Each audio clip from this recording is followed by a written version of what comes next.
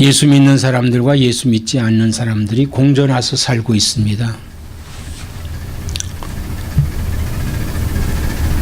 그래서 이 예수 믿지 않는 사람들이라고 해서 하나님께서 어떤 불이익을 주신다든지 하는 그런 게 없습니다.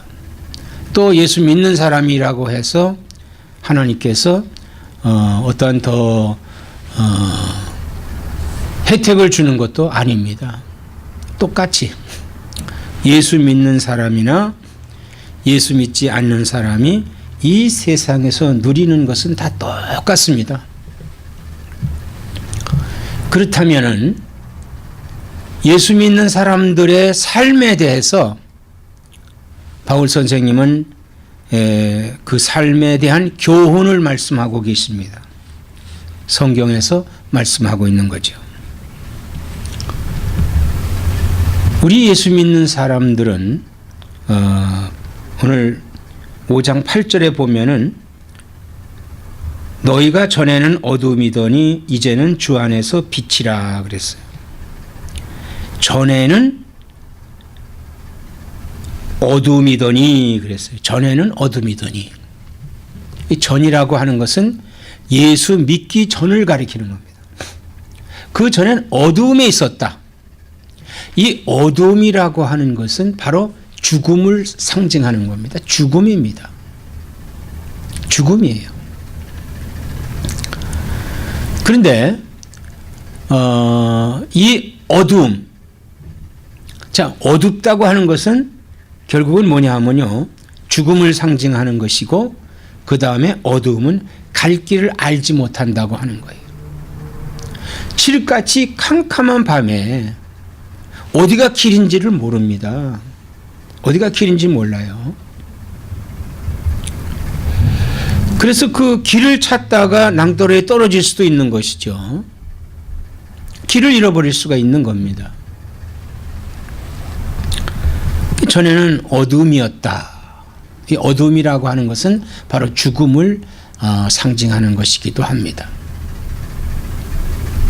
그래서 이 어둠과 죽음이라고 하는 것은 죄 때문에 어두움이 있는 것이고 죄 때문에 죽음이 있는 것이거든요. 근데 이제는 주 안에서 빛이라 그랬습니다. 이제는 주 안에서 빛이라. 그러니까 빛이라고 하는 것은 여기 그 빛이라고 하는 것은 어떤 태양 같은 그런 빛을 가리키는 것이 아니라 이 빛은 주님이 주시는 은혜를 가리키는 거예요. 우리가 이 태양은 한 장소에 그냥 떠 있어요. 근데 지구가 돌기 때문에 지구가 돌면서 해를 가리게 되면 어두움이 오죠. 그리고 다시 돌므로 인해서 그 해를 비켜 나가면은 결국은 빛이 비춰지는 것입니다. 그러므로 예수님은 항상 계시는 거예요. 항상 계시는 겁니다. 근데 그 예수님을 등지고 있으면은 어둠이고 그 예수님을 바라보면은 빛이 되는 거죠. 그 등졌다고 하는 것은 예수님을 영접하지 않았다는 것이고, 그리고 바라봤다고 하는 것은 예수님을 영접했다고 하는 것입니다. 그래서 주 안에서 빛이라 그랬습니다. 주 안에서 빛이라. 그러니까 주님이 나에게 비춰주시는 그 빛, 이 빛은요, 오늘날 이런 빛이 아니라 내게 주시는 은혜의 빛을 가리킵니다. 은혜를 가리키는 거예요. 그러면 이 빛을 받은 사람들을 자녀들처럼 빛의 자녀들처럼 행하라, 이렇게 말씀을 하고 있습니다. 자, 빛의 자녀라고 하는 것은 바로 그리스도로 말미암아 구원받은 사람을 가리키는 거예요. 우리가요, 이 세상에 보면은 하나님을 모르는 사람이 없어요. 다 압니다. 다 하나님이 계신 것을 알아요. 근데 그들이 하나님 믿는 방법을 모르기 때문에 그렇지, 안 믿는 사람에게도 가서 물어보면은 하나님을 두려워해요. 그래서 천둥 번개가 쳐도 아유 하나님 맙소서 하고 하나님을 찾습니다. 하나님 찾아요. 그리고 비를 주시고 뭐 이러는 거 다 하나님이 주시는 줄로 알고 있어요. 그러니까 하나님이 주신다고 그렇게 생각을 하고 있어요. 근데 우리가 그렇다고 해서 그 하나님을 아는 거냐? 그 하나님을 모르는 거예요. 정말 하나님을 아는 것은 예수 그리스도로 말미암아서 하나님을 아는 겁니다. 그래서 예수님은 이렇게 말씀하셨습니다. 나는 길이요 진리요 생명이니 나로 말미암지 않고는 아버지께로 갈 자가 없느니라 그랬습니다. 우리가 하나님을 아는 것은 예수 그리스도를 통해서 하나님을 알 수 있는 것이거든요. 그래서 여기 바울 선생님은 이제 빛의 자녀들처럼 행하라 그랬습니다. 빛의 자녀들처럼 행하라. 그러면 빛의 자녀들처럼 행하는데 그 빛의 열매가 있습니다. 빛의 열매가 있는데 그 열매는 9절에 모든 착함과 의로움과 진실함에 있느니라 그랬습니다. 이 빛의 열매, 이 빛을 받음으로 인해서 우리가 열매를 맺는데 그 열매는 착함과 의로움과 진실함에 있다 그랬습니다. 자, 그럼 이 착함이라고 하는 것이 뭡니까? 악이 없는 것이 착함이죠. 즉 죄를 짓지 않는다는 것이 착함입니다. 이 의로움이라고 하는 것도 역시 죄가 없는 것을 가리키는 거예요. 죄를 짓지 않는다는 겁니다. 그 다음에 진실이라고 하는 것도 역시 죄를 짓지 않는다고 하는 거예요. 그러니까 빛의 자녀들은 어떤 이 착함과 의로움과 그리고 진실함에 있어야 된다는 거예요. 그러면 이렇게 빛의 열매를 갖기 위해서 바울 선생님은 10절에 주를 기쁘시게 할 것이 무엇인가 시험하라 보라. 너희는 열매 없는 어둠의 일에 참여하지 말고 도리어 책망하라 했습니다. 이 어둠에서는요, 어둠에서는 열매를 얻을 수가 없어요. 어둠에서 식물이 자랄 수 있습니까? 또 자란다 하더라도 거기서 열매가 나올 수 있겠어요? 그 빛이 잎사귀에 비춰지고 거기에서 꽃이 피고 열매가 맺어지는 건데, 그러니까 이 어둠에서는 열매를 맺을 수가 없는데 우리가 빛을 받는 빛의 자녀들은 열매를 맺어야 된다는 거예요. 어떤 열매? 착함의 열매, 의로움의 열매, 진실함의 열매를 맺어야 된다는 겁니다. 그러면 이런 열매를 맺기 위해서 우리가 조심해야 될 것들이 많이 있습니다. 그럼 이런 그 열매를 맺기 위해서 우리 생활 속에서 어떻게 맺어야 되느냐? 이거는 그리스도를 본받아야 된다 이거예요. 그리스도를 본받아야 된다. 우리가 롤 모델이 필요한 거예요. 우리 멘토가 필요한 겁니다. 우리가 본받을 분은 그리스도시요. 또 우리가 가르침을 받을 분은 바로 그리스도다 이거예요. 그리스도다 이거예요. 그 그리스도를 본받아야 되는데 그 그리스도를 본받기 위해서 우리가 생활 속에서 첫째 언어 생활을 바르게 해야 됩니다. 언어 생활. 사람은 이 말, 글, 이게 말과 글은 하나입니다. 그래서 언어라든지 또 글이라든지 이 바른 생활을 해야 돼요. 언어가 함부로 막 나오는 대로 해서는 안 된다 이거예요. 나쁜 말을 해도 안 돼요. 농담의 말도 이거 좋지 않습니다. 여기 착한 말, 의로운 말, 진실된 말을 해야 된다는 거예요. 그래야 거기서 열매가 맺어지는 것입니다. 이 언어의 열매, 이 글자의 열매는 대단합니다. 안 된다면은 안 되는 열매가 맺어져요. 된다는 것은 된다는 열매가 맺어집니다. 그러니까 불가능한 일이고 가능한 것은 가능한 거예요. 그래서 이 언어 생활 아주 중요합니다. 참 중요해요. 그래서 12절에 그들이 은밀히 행하는 것들은 말하기도 부끄러운 것들이라 그랬어요. 말하기도 부끄러운 것들이라. 참, 이 사람들이 말을 할 때 어떤 때 보면은 부끄러운 말을 할 때가 있어요. 참, 이루 말할 수 없는 그런 뭐 악담이라든지, 혹은 욕이라든지, 음단, 패설 같은 이런 것들 있잖아요. 이런 것을 조심하라는 얘기입니다. 그 다음에 육체 생활. 이 육체 생활이라고 하는 것은요, 우리가 이 세상을 살면서 이 육체를 잘 가꿔야 됩니다. 여성들이 그 얼굴과 몸매를 잘 가꾸려고 무슨 애를 쓰잖아요. 그 육체를 가꾸려고 애를 써야 됩니다. 왜 병이 옵니까? 왜 일찍 죽습니까? 이따 병 때문에 그렇거든요. 잘 가꾸기만 하면은 병들지 않고 하나님이 주신 기한 대로 건강하게 살다가 우리가 하나님께로 갈 수가 있거든요. 그래서 육체 생활을 잘해야 돼요. 그래서 좋은 음식을 먹고 좋은 생각하고 좋은 영양을 섭취하고 좋은 생각을 갖고 좋은 사상을 우리가 가져야 되는 것이거든요. 그리고 세 번째는 영적인 생활입니다. 이 영적인 생활 참 중요한 거예요. 이게 빛. 우리가 주님의 빛을 받고 있는 것은 주님의 은혜를 받고 있는 이 영적인 생활이에요. 그래서 우상숭배 같은 거 멀리 해야 되고요. 우상숭배 전혀 하면 안 되는 것이죠. 이단 같은 거, 이런 것들 아주 우리가 다 버려야 될 것들입니다. 이런 언어 생활과 육체 생활과 영적인 생활의 열매를 맺어야 된다는 것이에요. 이런 것들을 맺기 위해서 오늘 우리에게 16절서부터 21절까지 말씀을 하시는데, 첫째는 세월을 아끼라 그랬어요. 세월을 아끼라.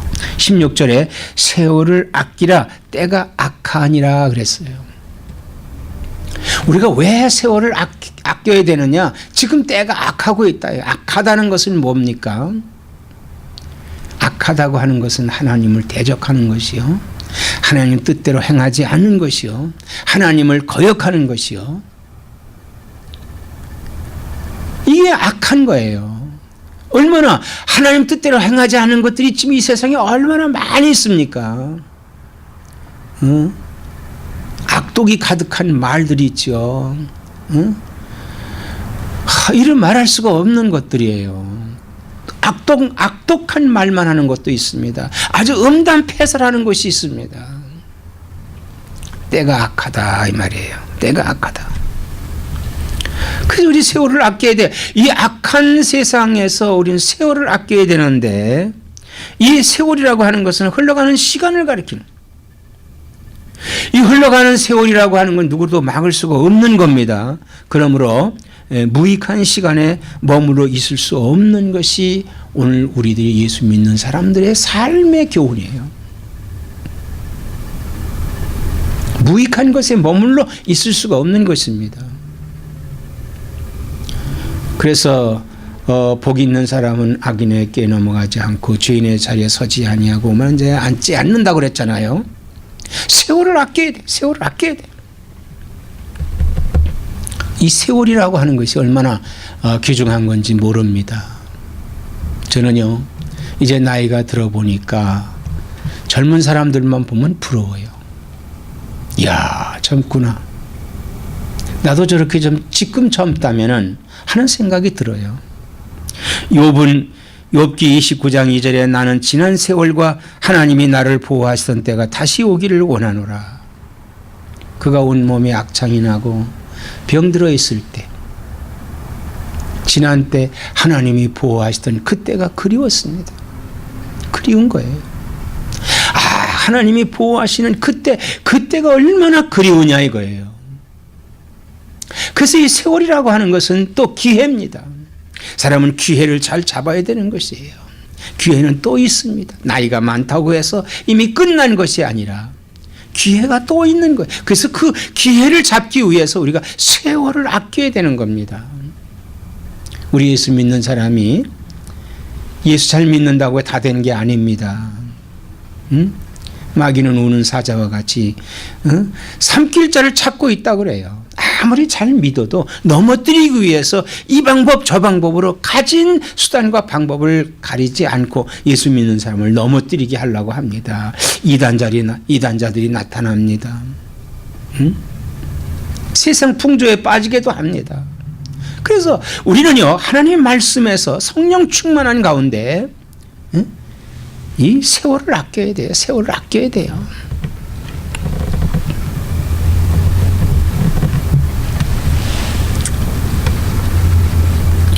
그 다음에 두 번째는 술 취하지 말라 그랬어요.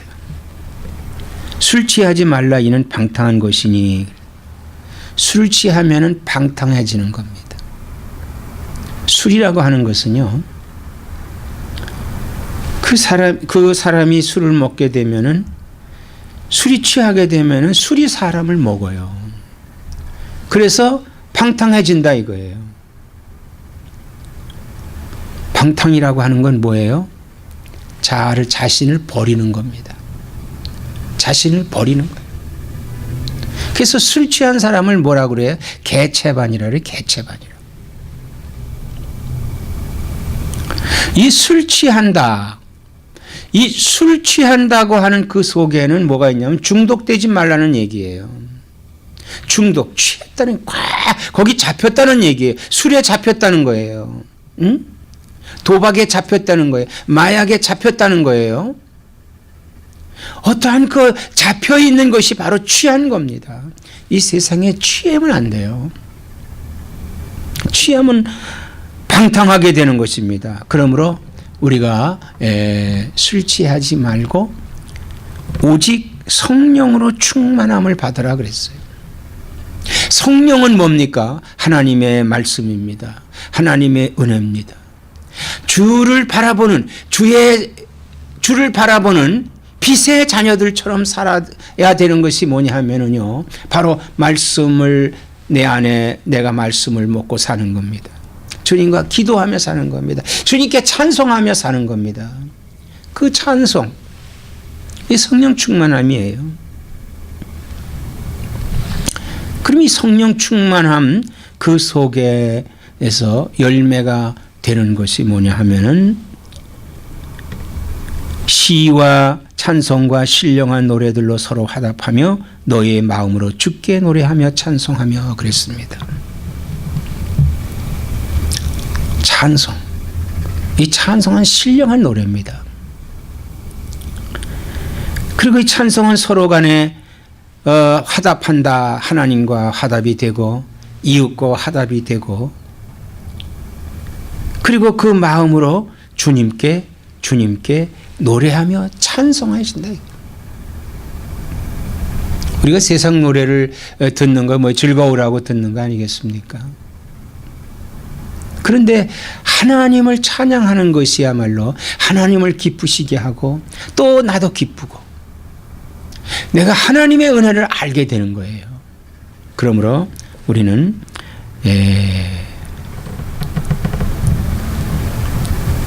범사에 우리 주 예수 그리스도 그분을 찬양하며 마음으로 그분과 함께하는, 그래서 성령의 충만한 삶을 사는 나와 여러분 되시기를 축원합니다. 세 번째는요, 20절에 범사에 우리 주 예수 그리스도의 이름으로 항상 아버지 하나님께 감사하며 그랬습니다. 우리가요, 하나님께 감사한다고 하는 것은 어떻게 감사하느냐, 이거 중요하죠. 하나님께 감사하는 거, 하나님 감사합니다. 우리는 이렇게 하면 감사합니다, 다 된 걸로 생각을 합니다만 그렇지 않아요.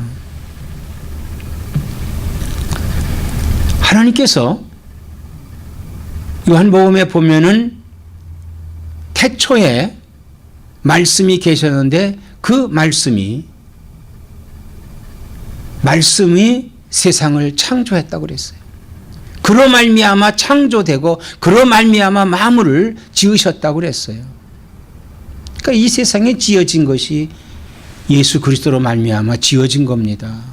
그리고 그분도 함께 그 창조했어요. 그 창조자가 우리 나와 여러분을 창조하셨단 말입니다. 그래서 나를 창조하시면서 나에게 필요한 거 만드셨어요. 그게 뭡니까? 궁창을 갈르시고 물을 만드시고 과목을 만드시고 일월성신을 만드시고 동물을 만드시고 새를 만드시고 물고기를 만드시고 그리고 맨 마지막에 사람을 만드셨잖아요. 그건 다 우리에게 주신 거예요. 우리가 가지라고 하시는 거예요. 그러니까 우리가 범사의 우리 주 예수 그리스도의 이름으로 항상 아버지 하나님께 감사하며 그랬습니다. 그러니까 주의 이름으로 감사해야 되는 거예요. 구원받은 것도 주의 이름으로 감사해야 되는 겁니다. 우리가 하나님을 그냥 알 수 있는 게 아니거든요.